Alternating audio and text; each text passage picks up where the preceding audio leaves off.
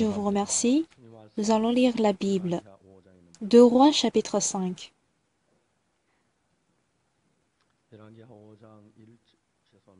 Deux Rois chapitre 5 à partir du verset 8.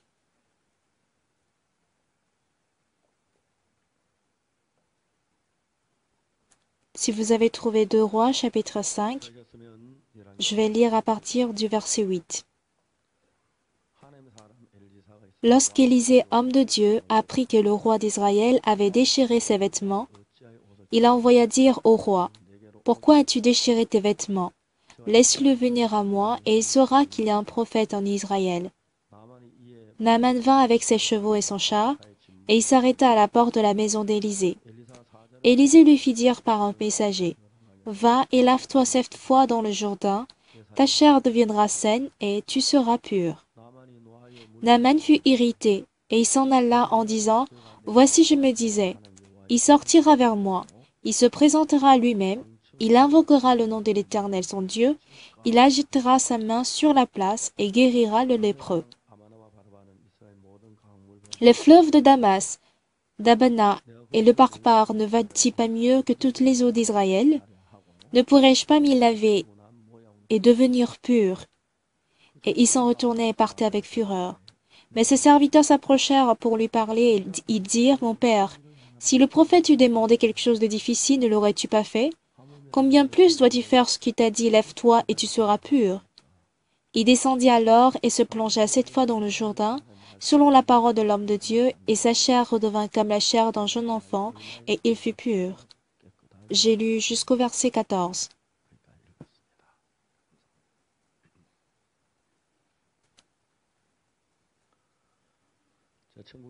Du mois de mai 1964 au mois d'octobre 65, j'avais ministré en tant que pasteur dans une petite église de la campagne à Kochang, Champali. J'ai vécu là moins de 1 an et demi avant d'entrer en armée au mois d'octobre. Donc j'ai dû quitter cette église. À cette période, je connaissais très bien un directeur de l'établissement dans le lycée à Kochang. Il était un homme assez excellent. En même temps qu'il était directeur de cette école dans la campagne, il parlait couramment l'anglais, qu'il visitait toutes les églises américaines pour demander de l'aide. Et quand il reçoit des sponsors, des aides financières des Américains, il a pu construire l'établissement à Kochang. Et même s'il s'agissait d'une petite école de campagne ici à Kunchang, il était assez compétent que tout le monde le connaissait dans ce village quand on parlait du directeur du lycée Kochang. Je le respectais beaucoup et des années après, j'étais partie le voir et arrivé à l'école, j'ai demandé d'après le directeur. Mais quand j'ai fait la rencontre du directeur de cette école, ce n'était pas celui que je connaissais. Il était grand de taille, mais j'ai dit, excusez-moi, je suis venue rencontrer le directeur de cette école. Et cette personne m'a répondu, je suis son fils. En fait, son père était décédé il y a quelques années et il a pris la place de son père pour gérer l'école. Et comme il était peu familier pour moi, euh, j'avais du mal à parler de son père. C'est vrai que je connaissais son père, mais je n'étais pas très très proche de son père. Donc, puisque je suis arrivée, je lui ai sollicité de l'aide. Et ma demande, en fait, consistait à pouvoir faire l'étude biblique pour 4 ou 5 jours aux élèves. Et quand je lui ai demandé si ce serait pour être possible, il me souriait et il me dit, oui, je comprends que vous pensez à prêcher la parole parce que vous êtes pasteur, mais vous ne devriez pas le faire dans un établissement. Nous avons aussi des projets d'éducation, etc. Et quand je lui ai dit, je voudrais bien prêcher l'évangile aux élèves, est-ce que cela vous empêcherait que je prêche? Et il m'a catégoriquement refusé.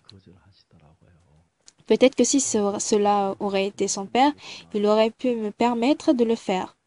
Donc j'étais sortie après avoir pris un petit café avec lui, tout en discutant ou parlant un peu de son père.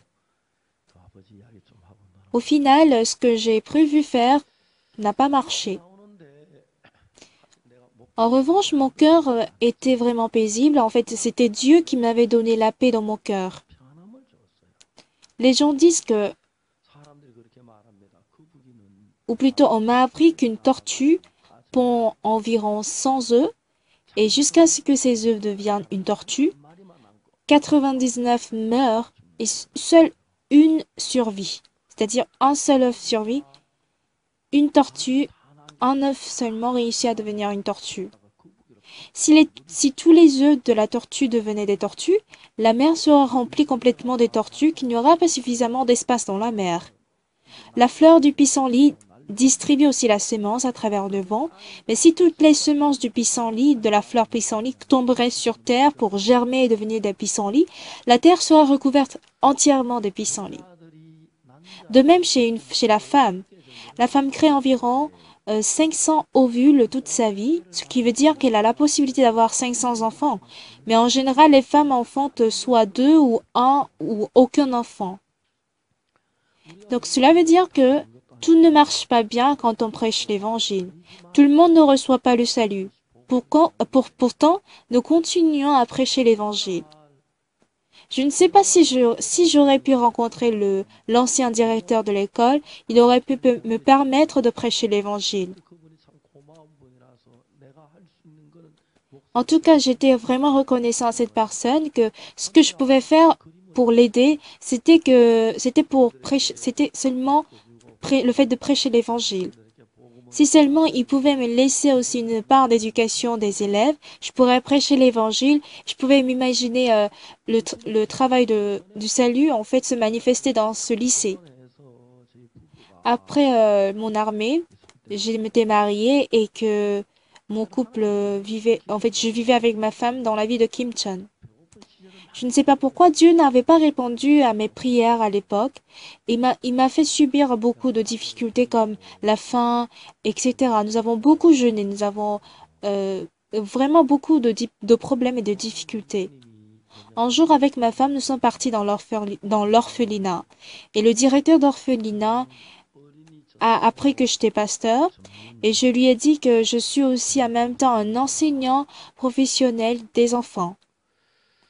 Et en passant, j'ai vu votre orphelinat. Et par quels moyens ces orphelins pourraient pouvoir supporter ce monde aussi dangereux aujourd'hui? Ils n'ont pas de famille, ils n'ont pas de même des familles lointaines. Mais je voudrais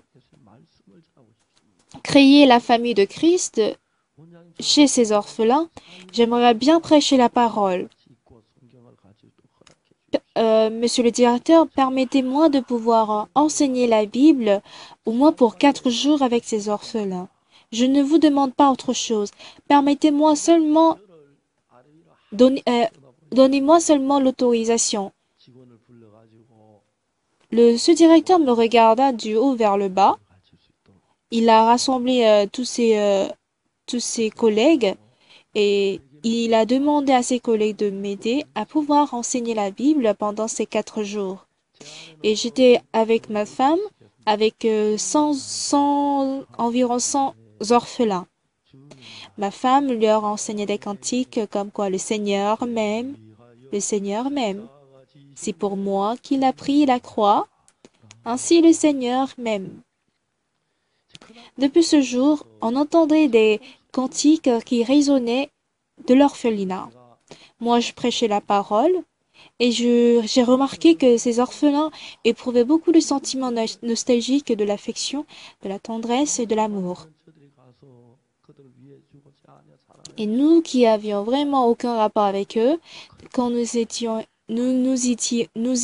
allés et qu'on leur a aimé en leur embrassant, tout ça, ces enfants étaient vraiment touchés.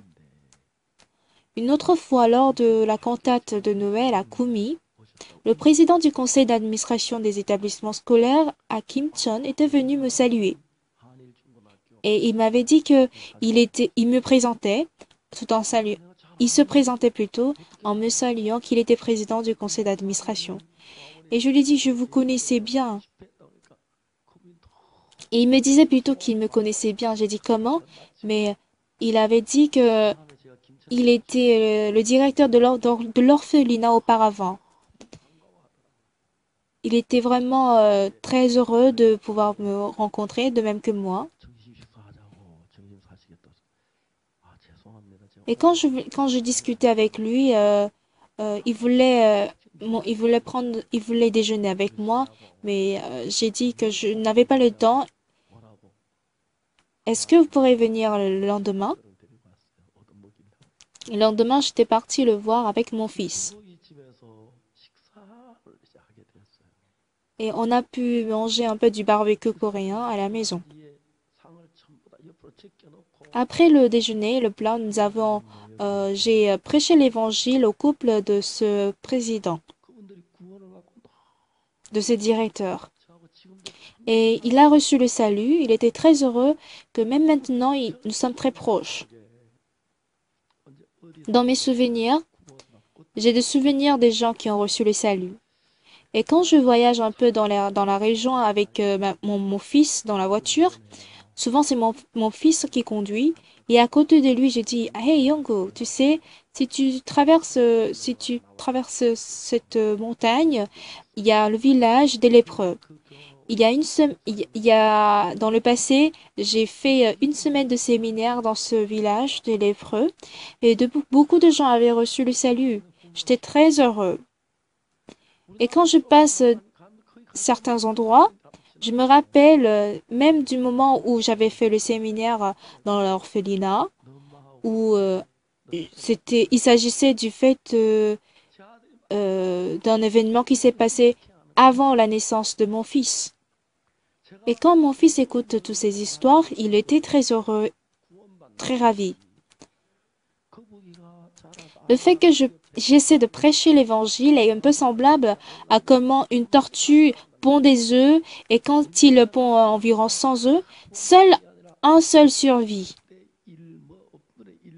C'est pas tout le monde qui reçoit le salut. Sur une proportion de 1 sur 100 ou 1 sur 1000, les gens reçoivent le salut. Ce jour, quand j'ai rencontré le directeur de lycée de Kotin, je lui ai remercié et je lui ai salué. Et peut-être il me voyait avec un air comme quoi, comment un pasteur peut venir jusqu'à l'école pour faire l'étude biblique? Mais peu importe le fait que ce soit une école, les élèves peuvent recevoir le salut. C'était l'idée que j'avais. Même si je n'ai pas pu prêcher l'évangile ou la parole de Dieu aux élèves, j'étais très heureux. Un autre jour, quand je prenais le bus pour aller à Séoul, pour aller de Séoul à Daegu, parce que j'habitais à Daegu, un professeur était assis à côté de moi. Il était assis vers les fenêtres. Il avait l'air d'avoir une soixantaine. Et à l'époque, moi, j'étais au début de mes trentaines. J'étais assis à côté de lui et on parlait de ci et de cela. Et pendant notre voyage de Séoul à Daegu, c'était vraiment intéressant. Mais j'ai essayé de dévier un peu notre sujet pour aller parler de l'évangile et de la vie spirituelle. On s'entendait très bien au départ, mais quand j'ai commencé à parler un peu de la vie spirituelle, il a tourné son regard vers la fenêtre qu'il ne voulait même pas continuer à parler avec moi. Je ne pouvais plus continuer la conversation parce qu'il ne m'écoutait pas. Je ne peux pas lui dire de me regarder ou de tourner son regard vers moi. Pourtant, tout à coup, quand on a dépassé l'aire de repos de Kumgang, on devait traverser un grand tunnel de Dangje. Et il se trouve une grande falaise à la sortie de ce tunnel-là. Et le pneu droit de notre bus s'est soudainement crevé à l'entrée de la vallée. Tout d'un coup, quand notre bus a eu la crevaison, le véhicule s'est penché, déséquilibré. Il était à un niveau où il devait rouler plusieurs centaines de mètres. Et j'avais perdu tout à fait, j'avais complètement perdu un peu la conscience. Mais sans le savoir, j'ai couvert ou protégé la tête de ce professeur ou de ce directeur d'école. Mais le véhicule finalement s'était ébranlé plusieurs fois avant de s'arrêter, ne laissant que quelques centimètres avant la falaise. On a risqué en fait de tomber complètement dans la falaise et tout le monde avait le cœur serré. On a changé le pneu et on avait fait le départ. Mais ce professeur était toujours à côté de moi. Il était en même temps directeur du lycée de commerce à Daegu. Et avant que je n'ouvre la bouche, ce directeur m'a demandé d'abord pourquoi, pasteur, vous avez protégé ma tête. Il était très poli en posant cette question. Je lui ai dit, Monsieur le directeur, vous êtes plus excellent que moi, vous êtes plus important que moi. Et si, si jamais ce véhicule euh, tombait dans la falaise, votre tête serait plus importante parce que vous risquez d'être blessé. Donc je l'ai fait sans conscience. Il a dit, j'ai bien compris, mais qu'allez-vous faire de votre tête? Pourquoi vous avez pensé à protéger ma tête et non votre tête? Donc du coup, il était un peu touché par cela, qu'on a pu parler encore plus dans la voiture avant d'arriver à Daegu. Arrivé à Daegu, il a dit, il a dit, pasteur, j'ai une demande. Non, j'ai plutôt demandé au directeur, j'ai une demande. Je voudrais faire un séminaire dans votre école. Comment faire un séminaire? Il suffit juste de rassembler les élèves et je voudrais parler un peu de la Bible. Il a dit, OK, c'est bon. Et j'ai été invité à cette école. Tous les élèves qui avaient porté l'uniforme étaient rassemblés au terrain de sport. Et j'ai pu parler de la Bible pendant 1 heure. Bien sûr, quand on prêche l'évangile, c'est pas tout le monde qui reçoit le salut. Tout le monde n'est pas content d'accepter l'évangile. Il y a des gens qui n'aiment pas, qui veulent éviter, qui veulent esquiver, qui murmurent, qui nous persécutent, qui se plaignent contre nous. Et bien aimé, même une tortue qui pond les œufs, 99 de ses œufs meurent, et si seulement une seule tortue arrive à survivre, les tortues peuvent vivre ainsi, de même que les fleurs de pissenlit. Si vous prêchez l'évangile, vous allez trouver que c'est plus facile. Quand vous prêchez à 100 personnes, une personne peut recevoir le salut. Et quand vous prêchez à 10, si une personne reçoit le salut, c'est vraiment précieux. Si vous prêchez à 50 personnes et qu'une personne reçoit le salut, ou 10, 7, 8, c'est vraiment reconnaissant. Après mon salut en 1962, si je revois un peu comment était ma vie, je suis très reconnaissant.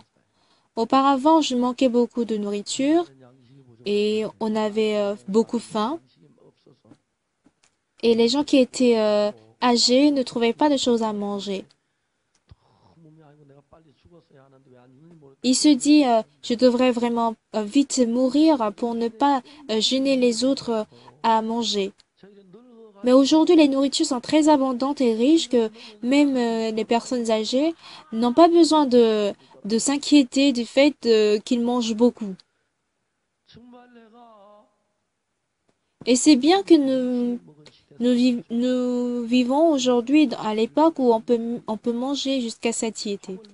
Mon petit-fils, qui s'appelle Sonny, le dernier fils, il mange beaucoup. Il a 7 ans, mais il mange trop. Et quand le médecin avait calculé un peu la taille qu'il aura après quand il sera grand, il a estimé qu'il peut grandir jusqu'à 1,96 m.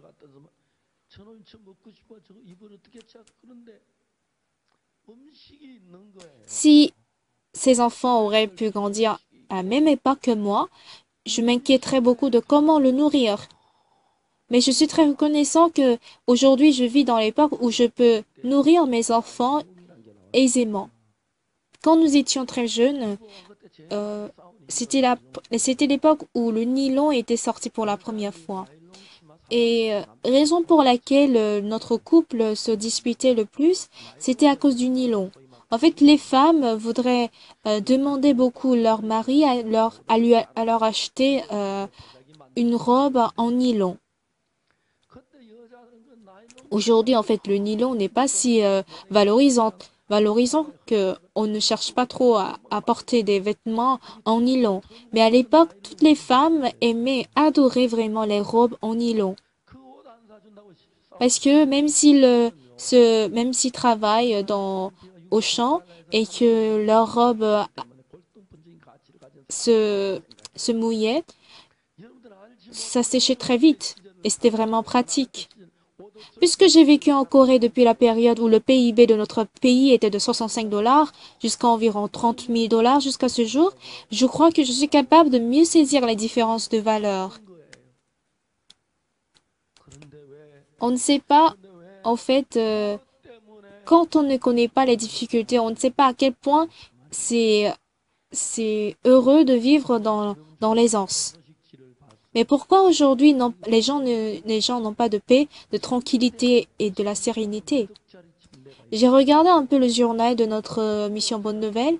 J'ai vu l'annonce d'un lit qui coûtait environ des millions d'euros. Et je pense qu'on dirait qu'ils ont fabriqué des lits où on peut bien dormir. De nos jours, on crée des endroits où dormir au centre-ville et paraît-il que ces affaires marchent bien. Auparavant, on avait trop de problèmes parce qu'on dormait trop, mais aujourd'hui, les somnifères se vendent très bien parce qu'il y a trop de gens qui n'arrivent pas à dormir. Aujourd'hui, on mange assez, on conduit de bonnes voitures, on mange bien, on se vêt bien, mais même l'habit que je porte aujourd'hui là, auparavant, notre président ne pouvait pas porter ce veste. Et même ma montre, le président ne pouvait pas porter cela auparavant. Et je savais, avant plutôt, les montres n'étaient pas à l'heure. Si on était en retard de 5 minutes, c'est très précis en fait, parce qu'il y a des montres qui étaient en retard de 10, voire 20 minutes. Nous vivons maintenant à une époque très bonne, mais les gens n'ont pas de paix, de tranquillité dans leur cœur. Ils n'ont pas de bonheur. Ils n'ont pas de repos. Juste après la guerre du 25 juin, en fait, mon école a pris feu. À cause de la guerre, on suivait toujours des cours du soir. Mais j'étais dans la classe des cours du matin. Après les cours, je n'avais rien à faire avec mon petit frère. On ne portait qu'une culotte. On n'avait pas des habits. On portait des chaussures en paille, mais très souvent on marchait pieds nus. Et après les cours, avec mon petit frère, je m'en vais pêcher les poissons. C'est ainsi qu'on vivait dans la nature, dans la grande nature. Mais aujourd'hui, les enfants d'aujourd'hui, en fait, vivent dans une atmosphère où la mentalité est beaucoup polluée. On voit alors les conséquences de cette ambiance chez les enfants aujourd'hui. Mais aujourd'hui, nous avons l'évangile, comme quoi nos péchés sont lavés. Et une fois que cet évangile entre dans notre cœur, nous avons l'espoir de vivre dans les cieux, alors qu'autrefois, nous avions eu la peur, nous avions la douleur et le péché. Nous avons maintenant la liberté qui nous a affranchis de ces péchés. Est-ce que vous êtes reconnaissant? Oui, nous sommes reconnaissants. Hier soir, après la réunion des frères aînés, quand je suis rentrée chez moi, c'était environ 23 heures. Et j'ai appelé en fait mes petits-fils qui étaient aux États-Unis. Cette semaine, j'étais à Tehan Sosan et les frères et sœurs, les fidèles qui étaient à Tehan, m'ont prié venir pendant 2 jours pour faire un séminaire. Et je leur ai confirmé euh, ma visite. Et j'ai eu du coup l'idée que ce serait bien si mes petits-fils viennent, qu'on aille aussi à la plage de Tehan. On m'a dit que la plage de Tehan était vraiment bien. Le petit matin, je rassemblerai les fidèles pour faire le séminaire. Je rassemblerai aussi les sœurs aînées. On fera l'étude biblique et après le déjeuner, je partirai à la plage avec mes petits frères, mes petits-fils, pardon. Et le soir, après le dîner, on fera encore le séminaire. J'ai dit, ce serait bien qu'on aille à la plage. Si vous venez, on ira à Déhan. C'est où Déhan, grand-papa? Grand-père, où est Déhan? Si vous regardez un peu la carte, il y a une petite île en dessous de Hinton et vous verrez Déhan. J'ai déjà réservé une salle pour vous. En fait, c'est la salle de l'église au troisième étage. Et il est très heureux. Les jeunes d'aujourd'hui, ils sont beaucoup éloignés, en fait, des personnes dont ils sont reconnaissants ou des personnes dont ils ont la joie, la grâce et le bonheur. Ils sont plutôt plongés dans les désirs un peu charnels qui sont peut-être plus matériels, des choses. Ils préfèrent acheter des choses plus chères, de bons produits cosmétiques, de bons accessoires, de bonnes chaussures, de bons habits. En fait, la vie du monde est devenue un peu beaucoup plus complexe et diversifiée, que le diable a rendu un peu complexe notre vie. Auparavant, ma mère puisait de l'eau du puits et c'est avec cette eau qu'elle préparait à manger. Mais aujourd'hui, nous avons assez des choses, assez d'aisance que normalement nous devrions avoir plus de temps à pouvoir discuter et à causer. Mais les femmes de pasteur à Gangnam, elles sont très occupées. Je ne sais pas ce qu'elles font alors qu'elles ne vont pas puiser de l'eau de loin. Il y a déjà l'autocuisseur pour le riz. On a eu la machine à laver, la machine à café, la cuisinière à gaz pour préparer la sauce. Malgré tout cela, les femmes de pasteur sont occupées. Ils ont en fait effacé l'aisance du cœur. Notre vie est diversifiée, on doit faire même le sport aussi, c'est diversifié. Tout est vraiment divers que notre cœur ne trouve pas le temps pour réfléchir devant le Seigneur. On ne consacre pas le temps pour penser au Seigneur. Parce que notre vie quotidienne est déjà occupée. On passe du temps, je ne sais pas ce qu'on fait. Je ne sais pas ce qu'on a fait avant que tout le temps de la journée passe. C'est pourquoi les gens n'ont pas le temps pour réfléchir un peu profondément ou de méditer profondément. Ils disent merci aux gens, mais ils n'ont pas le temps de garder ce remerciement après avoir dit merci. Celui qui garde vraiment la reconnaissance et le remerciement dans le cœur sont 100 fois ou 1000 fois plus heureux que ceux qui ont dit tout simplement merci et qui l'oublient ce remerciement. Une fois qu'on ressent la reconnaissance, la grâce, la joie et le bonheur, celui qui est capable de garder cela dans leur cœur peut être 10 000 fois plus heureux. Mais on n'a pas aujourd'hui le temps de ressentir cette reconnaissance. On dépense en fait le temps pour des choses vraiment inutiles. Notre cœur est plutôt rempli de désirs au lieu de remplir notre cœur avec la bénédiction et la grâce du Seigneur. Pendant ces 4 jours derniers, j'ai visité environ 17 églises de la Corée. Même si je veux manger peu, chaque église en fait me prépare à manger. Je ne comprenais pas pourquoi je mangeais de plus en plus peu.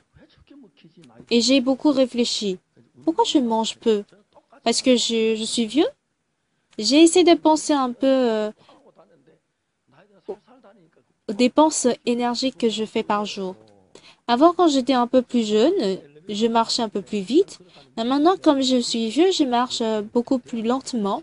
C'est pourquoi je dépense moins d'énergie qu'auparavant, même si je marche la même distance. Et j'essaie de vraiment prendre les escaliers pour rentrer chez moi au lieu de prendre l'ascenseur pour un peu dépenser, pour faire un peu de sport.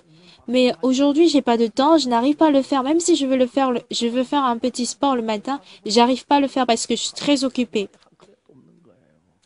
Et après ces 3 jours-là, j'ai vu que à part le pantalon que je portais là, je n'avais plus de pantalon.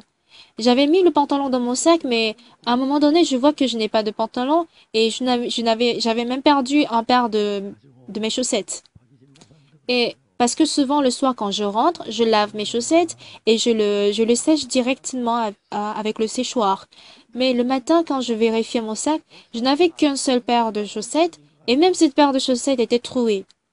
Alors j'ai demandé au pasteur Hidden Park de m'acheter un pantalon. Je pense que c'est la première fois de ma vie d'avoir demandé quelqu'un à m'acheter des habits. Alors le pasteur Park Hidden m'a acheté un pantalon. Il a d'abord mesuré le pantalon que je portais avant de l'acheter. J'ai dit, ah c'est bien, tu l'as acheté à combien? À 30 $. Alors je lui ai demandé de m'acheter aussi une chemise, une cravate et une paire de chaussettes. Ma femme avait prévu de m'acheter des chaussettes, mais quand elle a appris que je l'ai déjà acheté, elle m'a dit de les porter avant qu'elle ne rentre à la maison, mais je l'ai pas fait finalement. En fait, quand on vit, nous devons vraiment partager le cœur entre les hommes. Puisque moi je suis pasteur, je lis la Bible parce que c'est la parole de Dieu, et j'essaie de lire mot à mot la parole de Dieu. Dans le passage que je viens de lire, le capitaine Naaman a appris de l'homme de Dieu, Élisée, lave-toi cette fois dans le Jourdain, et ta chair redeviendra pure. Il a appris cette parole, mais à quoi pense-t-il? Mais l'homme de Dieu pourrait me guérir tout d'un coup, directement. Mais pourquoi forcément je dois aller au Jourdain? Ah, peut-être parce qu'il n'est pas assez, talentueux qu'il m'envoie dans le Jourdain parce qu'il n'est pas sûr de lui. Et si jamais dans le Jourdain je ne serai pas guéri, il va dire que c'est parce qu'il n'a pas la foi qu'il ne m'a pas guéri. En fait, son imagination et sa supposition n'apparaissent pas dans la Bible. Mais ce qu'on connaît, ce qui est sûr en fait, c'est qu'il avait le fardeau d'aller dans le Jourdain. C'est pourquoi il dit les fleuves de Damas, d'Abana et de Parpar ne valent-ils pas mieux que toutes les eaux d'Israël? Et quand il pense à cela et il s'est énervé, en fait, il était sur le point d'aller vers Damas. Tout en étant énervé, il se dit, j'étais vraiment stupide d'avoir suivi la parole de ma petite servante. Mais à quoi sert-il de rentrer chez lui? Le capitaine Naaman n'a pas les yeux de voir ces choses. Il préfère rentrer chez lui. Mais est-il vraiment bien de rentrer chez lui à ce stade? Vous devez vous demander cette question. Vous êtes parfois influencé par vos sentiments et vos émotions, que vous agissez selon vos sentiments. Les gens sont souvent entraînés par leur cœur. Les gens qui marchent dans le désert rencontrent le mirage. Mais en fait, ceux qui voyagent dans le désert connaissent tous ce que c'est qu'un mirage. Ah, c'est vraiment le mirage. Oui, c'est un mirage. Vous ne devrez pas du tout suivre ce mirage-là. D'accord, j'ai bien compris. Je ne dois pas suivre ce mirage. Pourtant, les hommes sont vraiment bizarres. Quand ils ont soif, quand ils sont fatigués, quand ils sont douloureux, ils veulent plutôt accepter que ce soit un oasis et non un mirage. Ce serait bien que ce ne soit pas un mirage mais un oasis. Voilà comment le cœur de l'homme change. Il se peut que ce ne soit pas un mirage, mais plutôt un oasis. Mais dis donc, c'est un oasis. Et il peut dire au guide, Monsieur le guide, vous pouvez aussi ne pas avoir raison, vous pouvez aussi avoir tort, vous pouvez commettre aussi des erreurs parce que vous êtes un homme. Vérifiez bien si c'est un oasis ou pas. À mes yeux, c'est vraiment un oasis. Pourquoi? Parce que il a la nostalgie de l'oasis. Voilà comment son cœur change au fur et à mesure. À mes yeux, cela ressemble vraiment à un vrai oasis. Cela ressemble vraiment à un vrai oasis.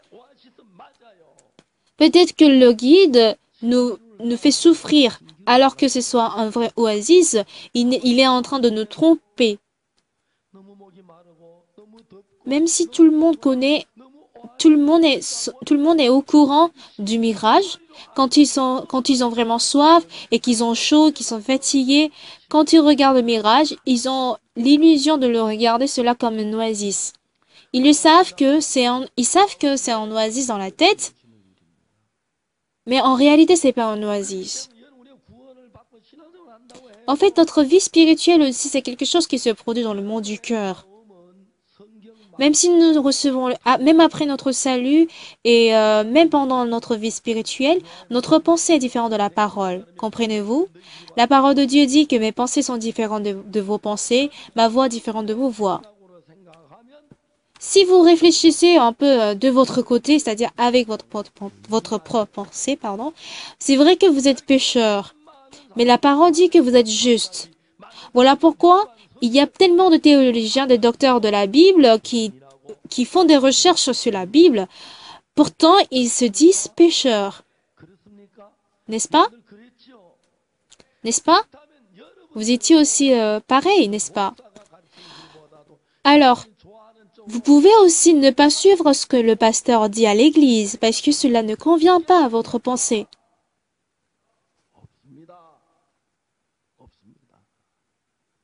Dans votre cœur, si ce que vous pensez est contraire à la parole ou à la Bible, il semblerait que la Bible a tort ou que le pasteur a mal dit ou que le pasteur ne dit pas vrai, qu'il ment. Tout comme on pense que le mirage est un oasis. Alors si vous regardez ce qui est écrit dans la Bible, dans 2 Rois chapitre 7, l'homme de Dieu Élisée dit, écoutez la parole de l'Éternel, demain à 7 heures, on aura une mesure de fleur de farine pour un cycle et 2 mesures d'orge pour un cycle à la porte de Samarie. Mais savez-vous ce que le ministre du roi dit? Quand l'Éternel fera des fenêtres au ciel, pareille chose arrivera-t-elle? En fait, dans la bouche de cet homme, c'est une parole contraire à la parole qui sort. Et dû à cette parole, beaucoup de gens sont en fait dans le trouble. Non pas parce que pasteur Oxepak a dit cela, mais même l'homme de Dieu Élisée, quand l'homme de Dieu Élisée a dit cela, il y avait aussi ce trouble-là. De même, Naaman aussi avait un cœur différent de la parole, parce que sa pensée était différente de la parole. J'ai essayé de penser à cela en lisant la Bible. Le capitaine Naaman, en fait, s'est énervé. Il s'est mis en colère.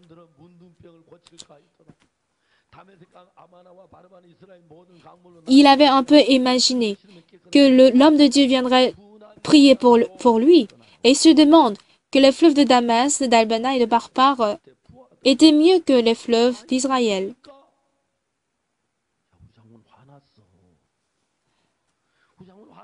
Mais au vu des serviteurs de Naaman, ils ont compris que leur maître était énervé, était mis en colère. Pourquoi notre capitaine ne voudrait-il pas se laver dans le Jourdain? Selon la parole de Dieu, s'il croit fermement qu'il peut être guéri en se lavant cette fois dans le Jourdain, pourquoi ne l'aurait-il pas fait? C'est parce qu'il n'a pas justement la foi d'être guéri qu'il ne voulait pas y aller. Il y a quelques instants, il avait porté le cœur d'être conduit par l'homme de Dieu, Élisée. Mais une fois que sa pensée ne correspondait pas à la parole, il a tout perdu. Il a perdu totalement la reconnaissance qu'il voulait retourner au Damas au lieu d'aller vers le Jourdain. De même comme Naaman, beaucoup de gens suivent plutôt des voies contraires, des chemins contraires à la parole, à cause de leurs pensées, justement. Ce qui est très important ici dans ce passage, c'est quand le serviteur de Naaman prend la parole. Il dit en fait, mon père, si le prophète t'eût demandé quelque chose de difficile, ne l'aurais-tu pas fait? Combien plus dois-tu faire ce qu'il t'a dit, lave-toi et tu seras pur? Bien-aimé, serait-il facile de dire cette parole ou difficile? Mais fermez votre gueule. Qui êtes-vous pour me dire ça? Le capitaine Amin pourrait dire ça, n'est-ce pas? Mais quand ses serviteurs ont vérifié le cœur du capitaine, ils ont compris que ce n'est pas vrai. Ce n'est pas plutôt juste de retourner dans leur pays. Il faut qu'il aille dans le Jourdain. Il faut qu'il soit guéri. Ce n'est pas bien de rentrer. Et dis à notre capitaine, non, toi-même dis-le. Entre les serviteurs, ils se seront dit cela. Mais un de ses serviteurs s'est présenté pour dire, mon père, si le prophète eût demandé quelque chose de difficile, ne l'aurais-tu pas fait? Combien plus dois-tu faire ce qu'il t'a dit, lave-toi et tu seras pur? Ce n'est pas facile de dire de telles choses à un capitaine, n'est-ce pas? Le capitaine Naaman devrait être reconnaissant d'avoir autour de lui de tels serviteurs. Ces serviteurs vraiment pensaient beaucoup à Naaman. Lorsque je fais le travail de l'évangile aussi, je peux pas vous dire que tous les pasteurs avec qui je travaille ont un même but ou une même vision. Il arrive que nous, les pasteurs aussi, commettent des fautes, et même moi, je commets des erreurs, et parfois je prends des décisions selon mes émotions. Ce qui s'est passé en fait tout récemment au Vietnam, tout comme la sœur Cho avait témoigné, je pensais au départ que c'était juste un accord de MOU fait entre les universités, mais quand elle a un peu expliqué en détail, j'ai vu que c'était vraiment différent de ce que je pensais. Pourquoi ces temps-ci Dieu ouvre vraiment la voie merveilleuse euh, à cette grande échelle? Moi, je n'ai pas le pouvoir de pouvoir construire euh, des grands immeubles, des grands appartements, même si on nous donne un grand espace ou un terrain. Mais nous avions pu construire un immeuble au Bénin par la grâce de Dieu tout récemment, et nous allons y construire encore d'autres immeubles. Et même maintenant, au sud de l'Afrique, vers Namibie, Swaziland, nous avons rencontré vraiment des hautes personnalités du gouvernement qui nous ont donné vraiment un terrain. Nous avons vraiment beaucoup de demandes de ce genre-là. Et justement, nous ne pouvons pas visiter tous ces endroits. Et franchement, je ne peux pas dire que seules de bonnes choses arrivent dans ma vie. J'ai aussi beaucoup de difficultés, j'ai beaucoup des avis contraires. Et à chaque fois, je me dis, ah, ça pourrait pas. Oh là là, ça pourrait pas marcher. J'ai aussi ces idées. Cependant, quand je regarde de la vision du point de vue du Seigneur, c'est différent. Si on, si on regarde que le budget de construction du centre d'IYF au Bénin, nous avions environ dépensé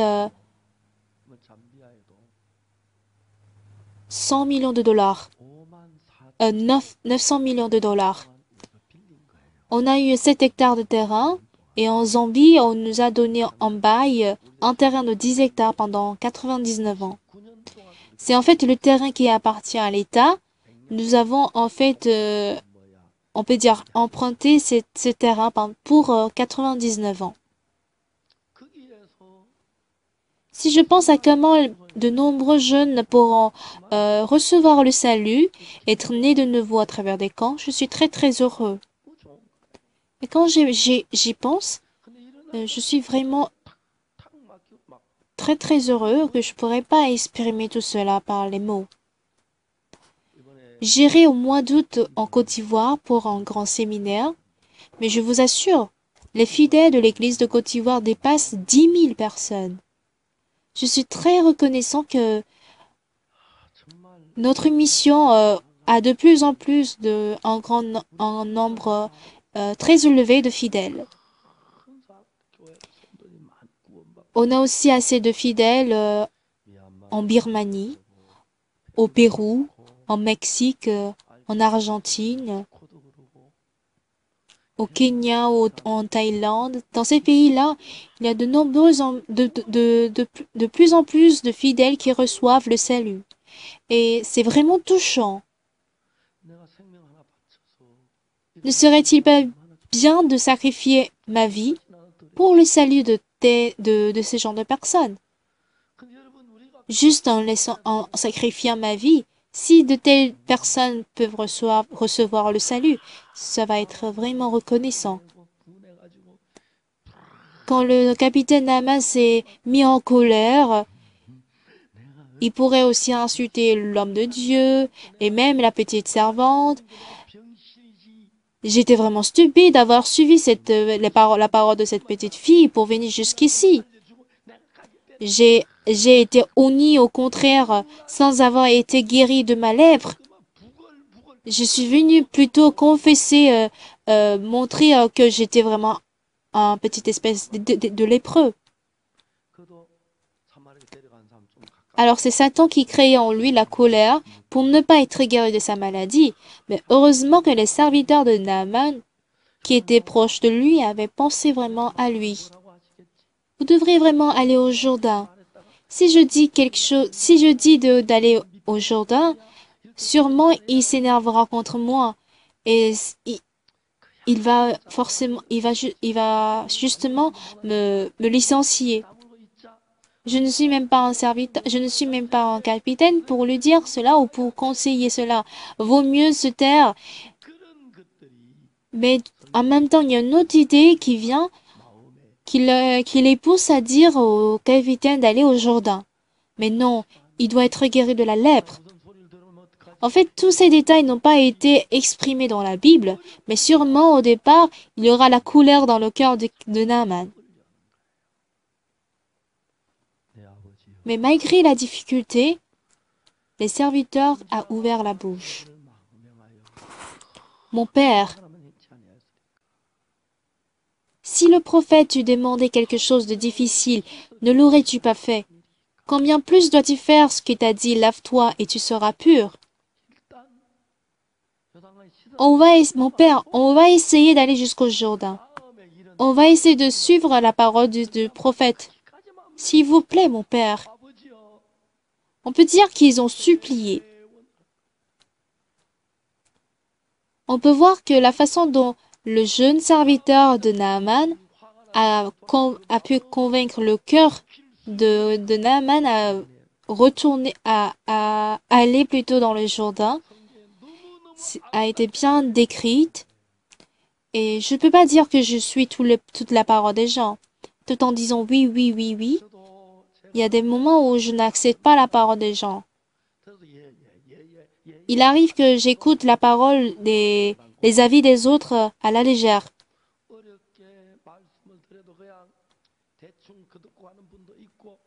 Mais il y a des personnes qui acceptent la parole du cœur et non par les oreilles.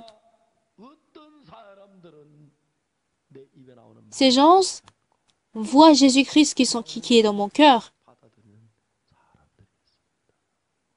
Et quand ils ouvrent leur cœur pour écouter ma parole, ils ressentent le cœur de Jésus-Christ dans mon cœur. Ils sont délivrés de la maladie en expérimentant Jésus-Christ. Et je vois comment la joie et l'espoir entrent en eux. Certes, ce n'est pas le cas de tout le monde. Mais la Bible nous raconte de telles choses. Chers frères et sœurs de l'église Gangnam, pourquoi avez-vous rencontré le Seigneur dans cette église de Gangnam? Est-ce que vous avez reçu tous le pardon des péchés? Avez-vous vraiment reçu le salut si précieux? Avez-vous vraiment reçu cette grâce et cette paix dans votre cœur? Lors de ma visite dans les églises pendant cette semaine, un frère qui était dans notre église de Gangnam a été envoyé en tant que pasteur et il voulait me dire quelque chose. Le pasteur avait dit un jour, concernant la dîme et l'offrande, que nous allons donner d'offrande euh, pour la mission à l'étranger.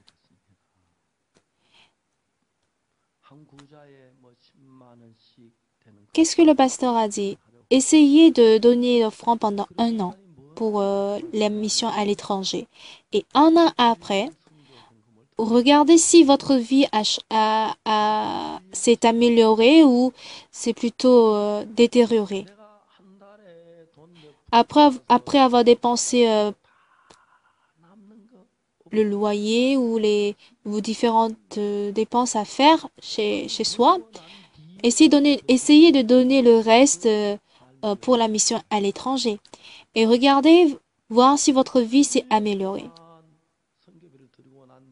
Après un an, si vous voyez que votre vie s'est améliorée, investissez encore. Et un an après, si vous voyez que votre vie s'est encore améliorée, faites des offrandes 3 fois plus. Moi, j'ai oublié après lui avoir dit, mais ce frère s'est souvenu toujours de ce que j'ai dit. Et beaucoup de frères et sœurs de l'église Gangnam a agi ainsi. Et ces 2, 3 dernières années, depuis que l'église de Gangnam a envoyé de l'argent à l'étranger, des gens qui ont acheté nouvellement des appartements dépassent 140 personnes. Maintenant, pour acheter l'appartement, il faut plus de 400 voire 300-400 dollars. Mais au départ, ça coûtait 100 000 dollars.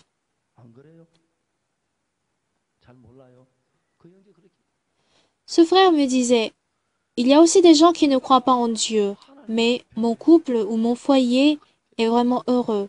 Mes enfants sont en forme. On ne va pas à l'hôpital. Notre héritage s'est beaucoup multiplié. On a beaucoup reçu de la bénédiction. Ce frère me parlait de façon très sérieuse. Ah oui, je vois. Pasteur, je sais très bien maintenant ce que Dieu veut de moi. Je voudrais tout me sacrifier pour le travail de Dieu. Dieu donne vraiment la bénédiction à tout un chacun de nous. Il donne sa grâce. Et nous ne pouvons pas imaginer ce qui nous arrive après notre salut. Parce que Dieu nous donne vraiment de grandes bénédictions. C'est parce que nous ne sommes pas reconnaissants que nous passons sans savoir. Nous voudrions vraiment remercier le Seigneur. La semaine dernière, lors du dimanche de Pâques, j'étais très reconnaissant. Je vois comment le Seigneur se sert de nous pour prêcher l'Évangile dans le monde entier. Le Seigneur qui nous donne vraiment la santé et la bénédiction dans notre foyer. Je suis vraiment reconnaissant à lui. Quand nous regardons les gens du monde, apparemment ils vivent aisés, mais dans leur cœur, ils n'ont pas de paix, ils n'ont pas de joie. Mais les fidèles de notre Église, nous avons la reconnaissance, nous avons la paix. Mais autrefois, nous avions été influencés par le train du monde sans y penser. Nous avons toujours 2 chemins quand nous voudrions vraiment marcher sur le chemin de Dieu.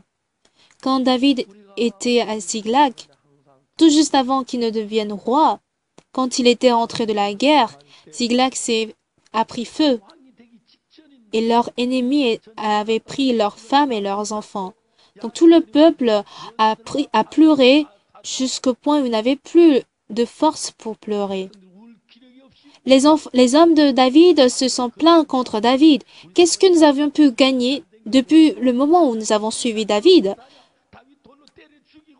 Vaut mieux le tuer et vivre selon notre aise. Quand ils avaient atteint un niveau vraiment extrême, Dieu était avec David. En général, on termine avec l'échec, le désespoir total. Mais on voit dans ce passage avec David, que Dieu a fait retrouver la famille de tout un chacun du peuple d'Israël. Saül est mort lors de la guerre et David devient le roi. C'est toujours comme ça. Satan nous empêche, Satan a tendance à poser toujours des obstacles et des barrières tout juste devant notre bénédiction pour que nous ne dépassions pas ces obstacles et pour que nous ne profitons pas de la bénédiction de Dieu. Il suffisait justement de se laver 7 fois dans le Jourdain pour que Naaman puisse être guéri. Mais voilà comment Satan détourne le cœur de Naaman pour aller à Damas. Que serait-il passé si David n'a pas poursuivi l'ennemi pour retrouver sa femme, ses femmes et ses enfants? Il serait toujours dans les épreuves. Alors, les serviteurs de Naaman ont dit quoi? Mon père, essayez de changer un peu votre cœur. Est-ce difficile de se laver 7 fois dans le Jourdain? Mais essayons de le faire une fois. Nous aussi, nous avons chaud, nous allons nous laver ensemble.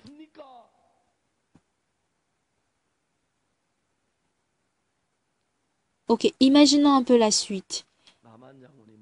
Le capitaine Naaman est guéri de la lèpre et il rentre chez lui.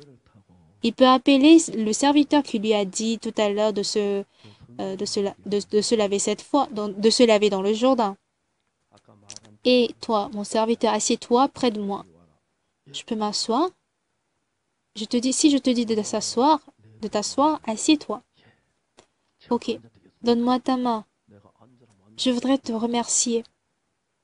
Si tu ne m'avais pas dit, je vivrais toute ma vie en tant que lépreux. C'est grâce à toi que je suis guéri. Ça n'aurait pas été difficile, ça n'aurait pas été facile de me dire de telles choses, mais comment as-tu pu surmonter en fait ma colère pour me faire aller dans le Jourdain? Tu sais, je suis très reconnaissant de t'avoir comme serviteur. Franchement, moi aussi, je suis âgée, je perds vraiment beaucoup de choses. C'est-à-dire, j'oublie les choses, j'ai pas de bonne mémoire. Et je suis très reconnaissant envers les jeunes frères avec qui je travaille. C'est vrai, je suis parfois très sévère parce que je suis très vieux. Mais quand les frères me proposent ceci, je dis ah oui. Parfois, le frère me reproche, disant, Pasteur, pourquoi vous avez fait ceci? Ça aurait été bien de faire plutôt cela. Quand je parle avec des jeunes pasteurs, je suis très reconnaissant envers eux. Et si possible, je m'énerve pas ces temps-ci en tout cas. Vous savez? Oui, c'est vrai, parfois je m'énerve, mais j'essaie vraiment de ne pas m'énerver. Rarement je m'énerve, mais j'essaie de ne pas le faire. Je vais essayer de corriger, d'accord? De toute façon, en fait, l'Église me plaît beaucoup. Nous avons des frères, nous avons des sœurs, j'ai des collègues, j'ai des jeunes pasteurs, j'ai mon fils, j'ai des petits-fils. Et hier, en fait, un frère qui était malade était venu recevoir la prière.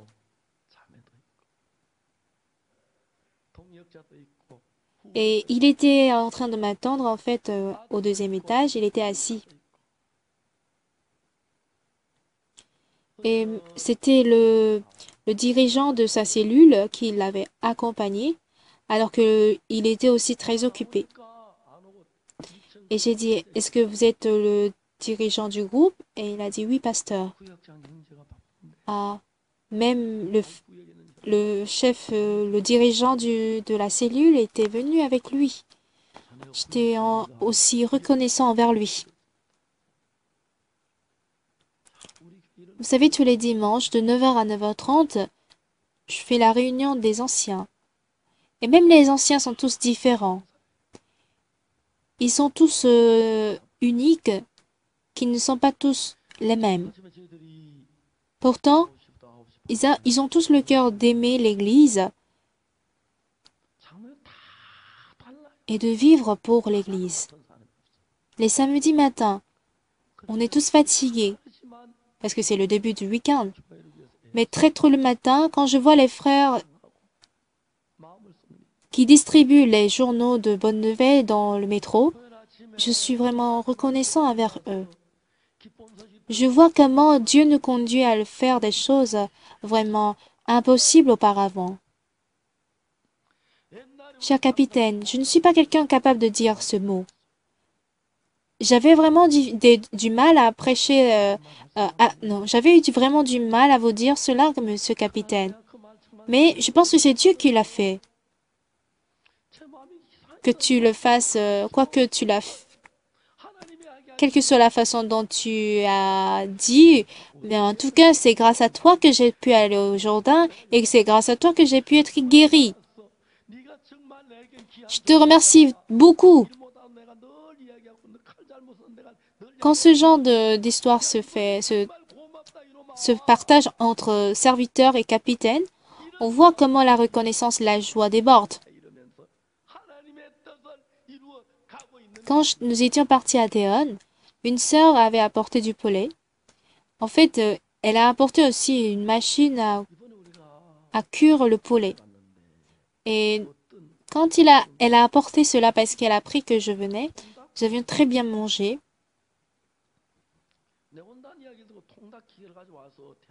Mais le lendemain, j'ai appris que la maison son restaurant a pris feu. Et j'ai alors appelé pour dire que parce que son mari n'était pas quelqu'un qui avait reçu le salut. Donc je lui ai dit, ça va? Et ils ont dit que ça a pris, oui, le restaurant a pris l'incendie, mais ça n'a pas été très très grave en tout cas.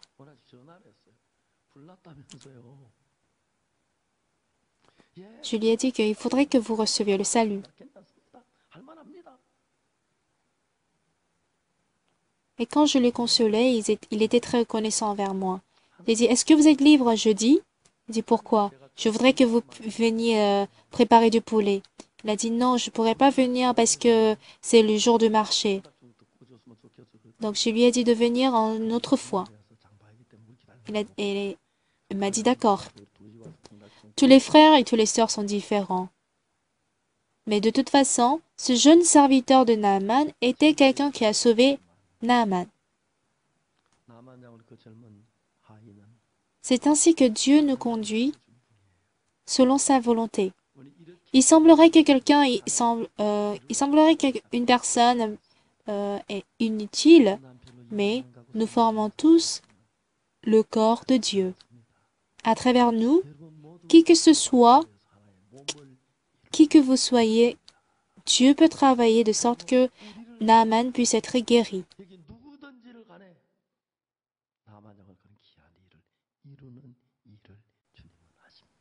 Si vous vous dites, moi je ne suis rien dans l'Église, je ne suis ni pasteur, je ne suis ni un membre de chorale, je ne suis ni un ancien, ni un diacre, etc. Mais arrêtez de penser cela. Dieu travaille à travers tout le monde. Nous sommes tous les membres d'un même corps. Une fois rassemblés, Dieu nous conduit à faire son travail.